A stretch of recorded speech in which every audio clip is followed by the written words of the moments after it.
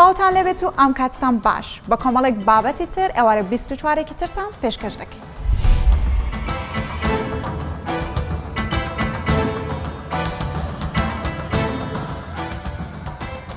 ناویستەکان لە شاری کەرکووک ڕۆژانە لە چایخانەیە کۆ دەبنەوە.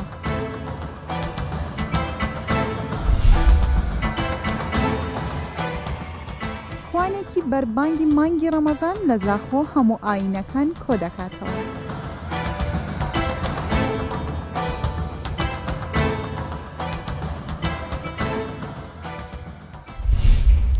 لە ڕۆژهەڵاتی کوردستان و لە مانگی ڕەمەزان بۆ خەتمکردنی قورئان خەڵکی دەچنە مزگەوت و ژن و پیاو لە نێو مزگەوتە بابوونی مامۆستایەکی ئاینی پێکەوە قورئان دەخوێننەوە. ئەوان وەک خێرێک بۆ مردووەکانیان قورئان دەخوێننەوە، هەروەک خۆشیان دەڵێن بۆ مردووەکانیان قورئان ختم دەکەن.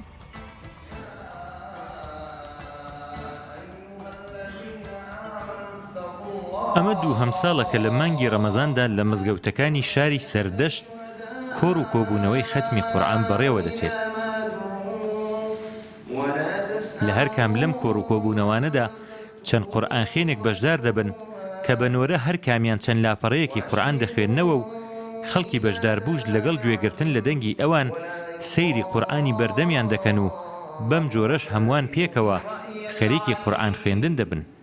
ساڵی دووەمەکە لە مزگەوتی جامعای شاری سەردەشت کۆڕی قورئانی پێکێنراوە و لە چەند برادەرێک کە قاری قورئانن تەشکیل بووە بە تەرتیب هەرەکەی 2 سەفحە إلى 3 سەفحە تلاوەت دەکەن لە مەجموعی ئەو چەند قاریاندا جوزئێک تلاوەت دەکرێت ئینشاءالله.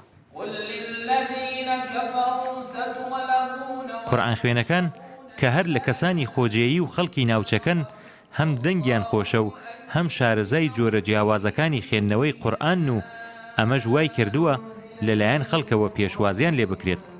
بە گوێرەی ئەو پلانەی دانراوە ئەوان هەر ڕۆژە جزوێک لە قورئان دەخوێننەوە بۆ ئەوەی لە ماوەی 30 ڕۆژی ڕەمەزاندا بتوانن ختمی بکەن. استقبالێکی باش هەم لەلایەن خوشکان هەم لەلایەن برایان کراوە، بەخصوص قشری جوان کە بەڕاستی ئەو ساڵ لە پارێکە زۆر باشترین استقبال کرد بوو. لە توولی 30 ڕۆژی مانگی ڕەمەزاندا بەرگوزار دەبێ و هەر ڕۆژەی جوزئێک لەلایەن برایانی قاری هەردوو شاری خۆمان دەخوێنرێتەوە و ئینشاءالله تا ئاخری ڕەمەزان ختمی کامل دەکرێت. ئافرەتانیش بە ڕێژەیەکی بەرچاو لەم کۆبوونەوانەدا بەشدار دەبن، بەڵام ئەم کۆبوونەوانە قورئان خوێنی ئافرەتیان تێدا نییە و ئافرەتە بەشدار بووەکان لە مزگەوتی تایبەتی ئافرەتانەوە گوێ لە دەنگی قورئان خوێنە پیاوەکان دەگرن. ئەم کۆبوونەوانە ڕەنگە زۆرترین قازانجیان بۆ کەسانی نەخێندەوار هەبێ کە خۆیان ناتوانن قورئان بخوێننەوە، بەڵام دەتوانن بە بەشداری لەم کۆبوونەوانەدا لە ماوەی 30 ڕۆژدا قورئان ختم بکەن.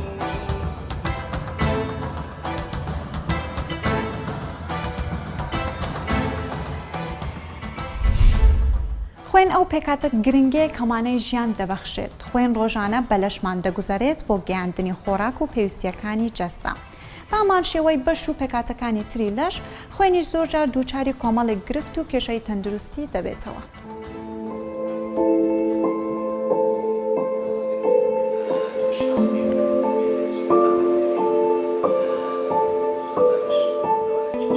نەخۆشی کەم خوێنی بریتیە لە کەمبوونی ڕێژەی هیمۆگلۆبین لە ناوخوێندا. ئاستی کەم خوێنیش لە ئافرەت و لە ئاستی هیمۆگلۆبینیش لە ئافرەت و لە پیاودا جیاوازە. لە پیاودا کەم خوێن هەژمار دەگرێت ئەگەر بێت و ڕێژەی هیمۆگلۆبین لە 13 گرام و یاخود بڵێن ڕێژەکە لە 185 کەمتر بێت و لە ئافرەت و لە کچانیش ئەگەر بێت و لە 11 گرام واتە بڵێن لە 175 کەمتر بێت. لە نیشانە و هێماکانی نەخۆشی کەم خوێنی ئەوەیەکەوە هەست بە بێتاقەتی و بێهێزی و زوو هلاکبوون و زوو ماندووبوون دەکەی، دڵەکوتێ و سەر ئێشە و سەرسۆران و کەم خواردنی و زۆر جاریش دەبێت هۆکارێک بۆ زوو تۆڕەبوون و خەوزڕان. هەروە هەستکردن بە سەربوونی دەست و پەنجە و قاچ.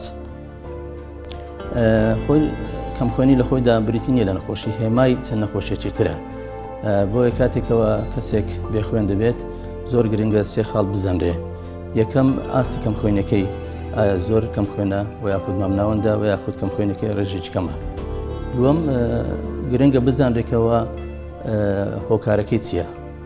سێمیش بزانێت زۆری کەم خوێنێکە چییە؟ طبیعی چەند ئامۆژگاریەکمان هەیە بۆ ئەوانێکەوە کەم خوێنن لە مانجی ڕەمەزاندا چی بزانرێ باشە و چی پێویستە بیکەن.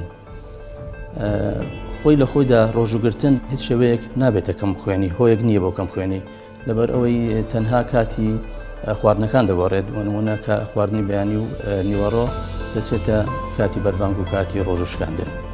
بەڵام ئەوانەی کەم خوێنن ئەو شتانە بزانن باشە. یەکەم ئەگەر بێت و ڕێژەی کەم خوێنی زۆر کەم بێت، واتە هیمۆگلۆبین لە 7 گرام کەمتر بێ و ئەو کەسە لەسەری نییە ڕۆژوو بگرێتەوە و کاتی دەستنیشانی نەخۆشیەکەی دەگرێت و چارەسەر وەردەگرێت.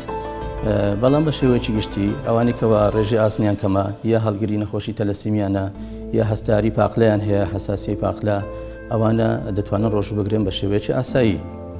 بەڵام تەنها زۆرێک کەوا کەم خوێنە و لەسەری نییە و یاخود بڵێن قەدەغەیە بە ڕۆژوو بێت، ئەوانن کەوا کەم خوێنی داسولکەییان هەیە و یاخود بڵێن سیکل سێڵ، نەخۆشی سیکل سێڵ، کە خۆشبەختانە ئەوەش لە کوردستان ڕێژەکەی یەکجار کەمە. ئامۆژگاری بۆ کاتی ڕۆژوو شکاندن و بۆ کاتی بەربانگ، کاتێکەوە ڕۆژوو دەشتێنێت ئەو کەسێکەوە کەم خوێنە دەبێت ڕەچاوی ئەم خاڵانە بکات. یەکەم خواردنەوەی ئاوش لەمەنی بە ڕێژەیەکی بەرچاو، بەڵام بەو شێوەیە نبێتکەوە ڕۆژوو دەشتێنێت تەنها بەس ئاو بخواتەوە یاخود شەربەت بخوا و ببێتە هۆی ئازاری گەدە و لە هەمان کاتدا نەتوانێت هیچ خواردنێک بخوات. دەتوانێت ئاو ڕێژەیەکی باش بخوا، بەڵام بێت و یەکەم جار بشتێنێت بە شۆربای نیسک، دوای ئەوە کەمێک ئاوش لەمەنی بخواتەوە. اینجا تاوەکو بەربانگ دەتوانێت چەند جاری ترەوە بەردەوام بە شێو پچەر ئاوش لەمەنی بخواتەوە.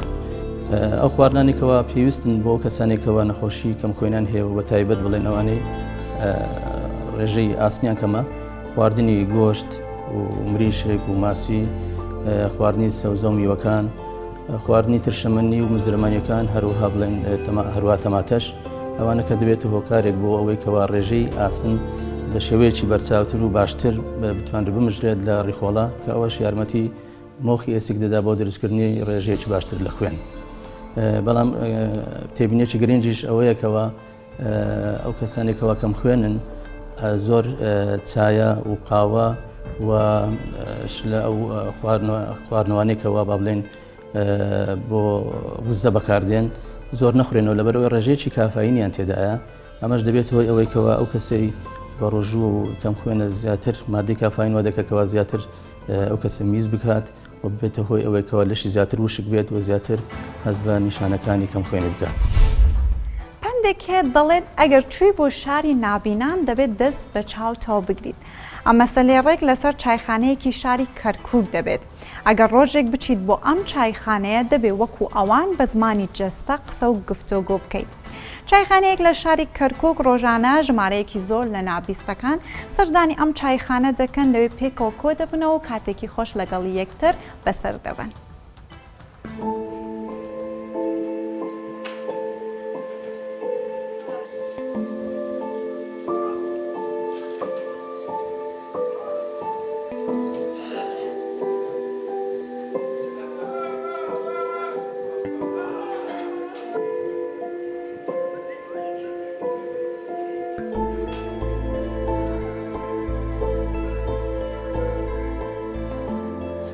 ڕۆڵەکان هەموو ساڵێک وەکو مانجی ڕەمەزان ڕۆکەین لەم چایخانەوە یاری چین و زەرفەکەین و یاری ئەم چی لە شاردنەوەکەین و مناقەشەی حەقایەتی خۆیانەکەن و یاری دوێنی ناکەن و هەر جۆرە یاریەک بێت ئەیکەن.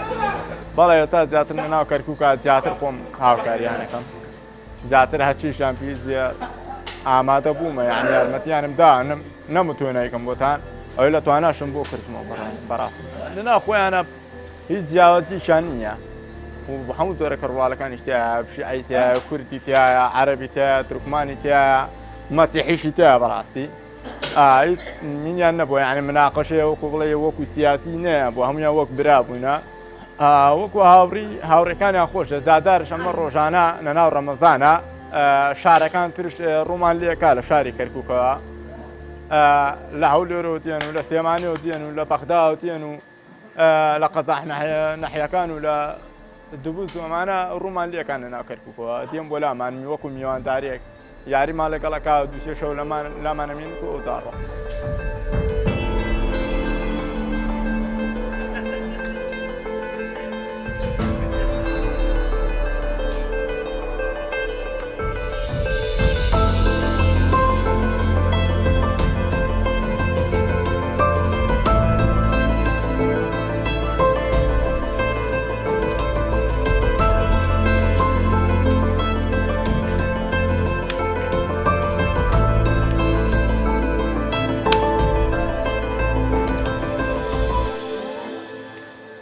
زۆر سپاسی کەڕوڵالەکانی هەموو ژیانی کەڕوڵالەکەم ڕەمەزانێکی پیرۆ دڵخۆشین سپاسی ئەم ڕەمەزاناکەین بەڕاستی کە توانیمانە ئەم یاریانە بکەین بەردەوام بین ئەمە ئێمە لە شاری کەرکووکین شیعەمان تیا عەرەبمان تیا کورد و تورکمان و هەمووان وەک برایە سێرەکەین و هیچ کێشەیەکی ڕوودامان نەبووە بۆ هۆی کەڕوڵال و بڵێن وەڵا عەرەبی یان تورکمان و سیاسیمان نەبووە و هەمووان وەک برایەک سێرەکەین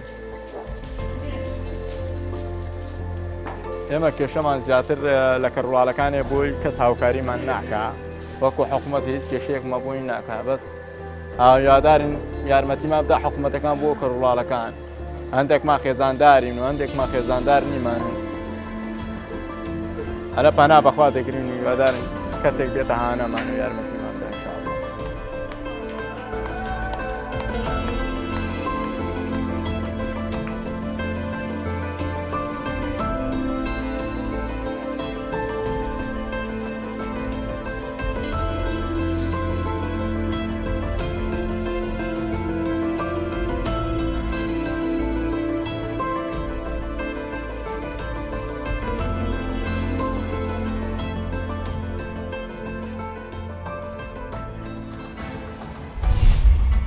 لە کەمپی ئاوارەکان لە زاخۆ خوانێکی بە کۆماڵ لەلایەن ڕێکخراوی The Lords of Flower بۆ ئاوارەکانی مووسڵ و ناوەڕاستی عێراق ئامادە کرا. کاینەکانی موسڵمان و مەسیحی و ئێزدی ئامادە بوون. ئەم خوانە نمونەیەکی زیندوی پێکەوە ژیان نیشان دەدات کە تێیدا ئاینە جیاوازەکان پێکەوە لەسەر یەک خوان کۆ دەبنەوە لەسەر بنەمای ڕێزگرتن و یەکتر قبوڵکردن.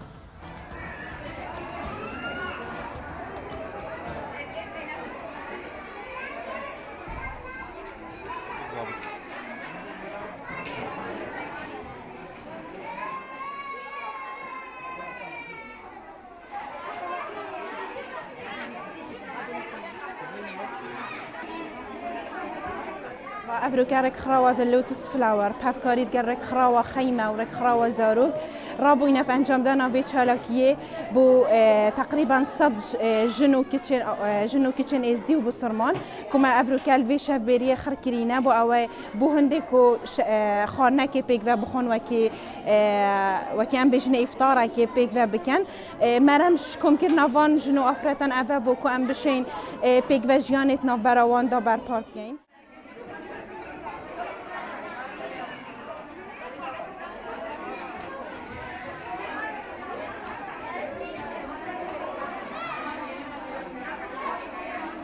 ئەڤرۆ ینی گەلێکە شیڤەکە باش بوو ئەم و بسلمان نەفسە خوشک و برایەنە و ئەم ینی ڕاست ئەمش دەستێ داعش هاتن ما گەلێک زەحمەت دەستێ داعش دەدی بەس ئەڤرۆ ئەم گەلێکە ینی مرتاحن و مەدێم دەست بژیانەکەن و بکەن.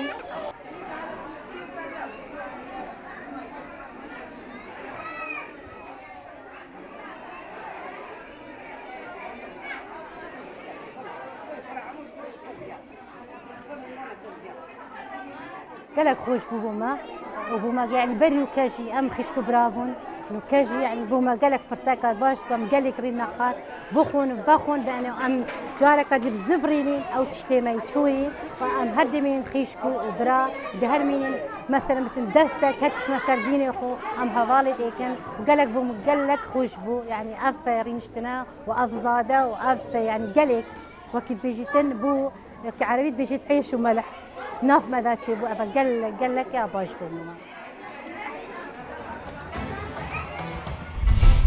هەنگاوانی پیشەیەکی سەختە بە تایبەتیش کە مێش هەنگوین مانای هاوڕێتی نازانێت. حاڵاتێک لە ئاکرێ ماوەی 26 ساڵە کاری هەنگاوانی دەکات واروە ئەو بەردەوام لەگەڵ مێش هەنگوینەکانی خۆی ژیان دەکات. بێجگەلەوەش ئەو بڕوای وایە کە ئەگەر لە ژیانیدا بتوانێت بەبێ هەموو شتێک بژیت ئەوە ناتوانێت بەبێ مێش هەنگوینەکانی بژیت.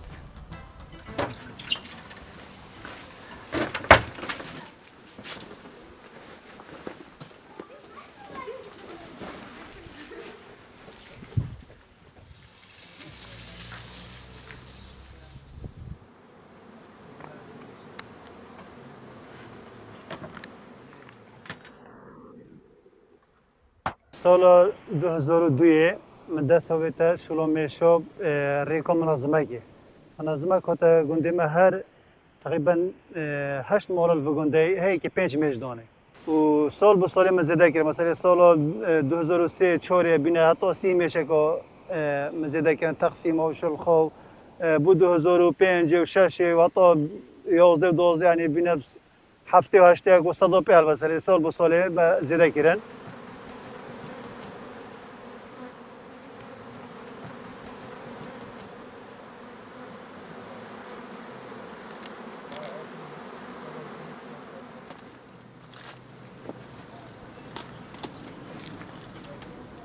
خو گلا سپیدارات من بری است اشتی بخوام دجوره از چما پیش میشه و آیا که چشتتین یعنی شولکن که حرکت و جانه مثلا چی تا قاره تیتا و کده شلو یاشته ونه و عبدلی مرو بینیه از نشیم یعنی اگر چند روزه که بجمعی نشمال میشه از نشیم نفسی خودان که نو بچوکی گشته بچوکی تنو بلی غافل ببی نخود اصلا چینو بید ابش میشوش یعنی چینو بیتن تو هم میشو به جماعت من پاره های از میشو کردم اینم خوب مبیره چو به خونو که می نفسی بچی که چو به خوب کی بری تتی بیتن یوب زحمت تعریف خودم زور به موندی بی گله کم موندی بین بس پا الحمدلله شیو بخیر.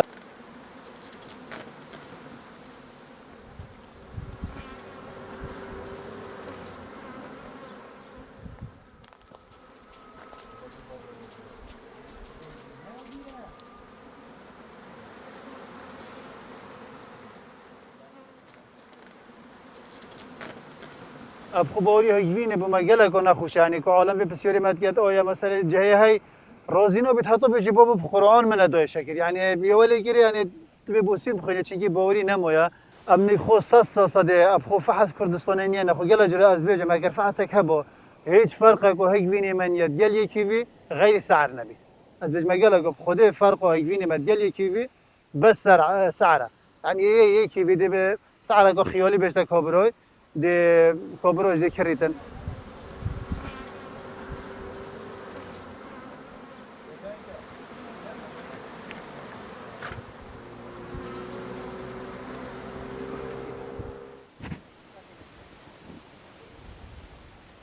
خب من جلق يعني قبولين يوم يوشي وبيخوش يوم جلق بيت منو ده بس هندي ماشى يعني تشتي نخوش لي ماشي او هبول خويون خدوني خونو نوسيتن او هرد يعني وقتی که ساعت که هدیه تشرت و هدیه دعوا که پیودتنو یعنی لیره بو یا نخوشه بو ما بو مثلا میشه خدا نگونو نوسی.